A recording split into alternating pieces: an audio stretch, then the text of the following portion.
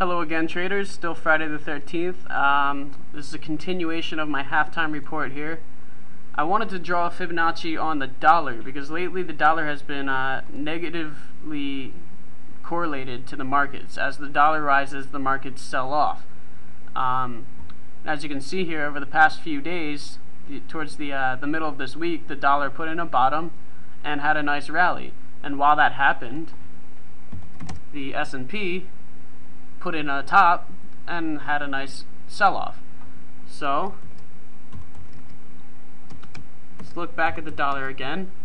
It's important to know what the dollar is doing because of this relationship. And if the dollar continues higher, the markets should continue lower based on the correlation we're seeing. So from this low to the recent high, I drew a Fibonacci retracement. Right now, we are finding support at the 50% retracement.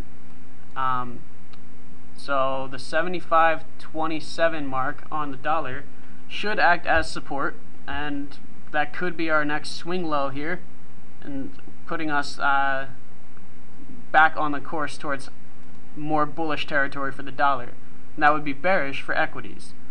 That's all I wanted to share in this second video here. And I wanted to briefly apologize for not having the post-market analysis yesterday. I was participating in a trading competition through my through the business school here at Penn State. It was an interesting competition. It wasn't really much like real trading, to be honest. There was one point where they had us trading against each other, and I just completely took advantage of people using market orders, selling at $1,000 and buying at $2. It was fun.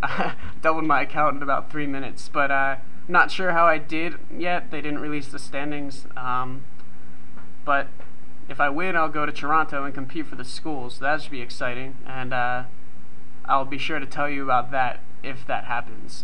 So anyway, that was just a brief little recap about my activities yesterday and what's going on for me. As for the markets, the rest of the day, I would not be surprised if we closed with another doji on the daily. As you can see right now, we are making a doji on the daily. That's not a down leg, so that can't be a swing low here. A leg needs to be 3 or more bars, and this is really only about 2 bars. But I would not be surprised if we finish somewhere in between the 109 and 110 mark. If we close above 110 or below 109, it's time to rethink where we position ourselves going into Monday, as a close below 109 would be continuation to the downside, and that would be pretty bearish. So that's what I'm seeing in the markets. Thanks for being a part of swinghigh.com. I don't think I will be able to give you a post-market analysis today, but I will analyze Friday's action in your weekend review, so check back tomorrow for that. Thanks again, and I'll talk to you later.